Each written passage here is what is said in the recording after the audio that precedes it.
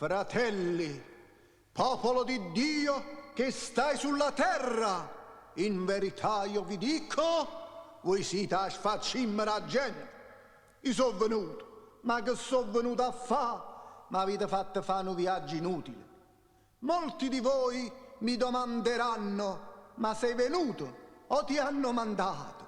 Altri mi chiederanno, ma tu chi sei? Un sobillatore di masse? Un candidato del Partito Radicale? Chi sono?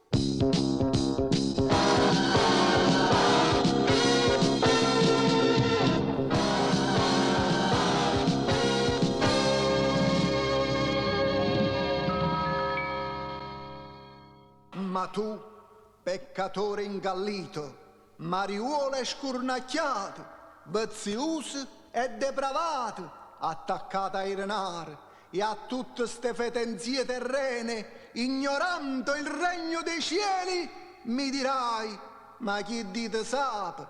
Ma chi di sì? Uomo di poca fede, ecco perché devi essere castigato e io ti castigo.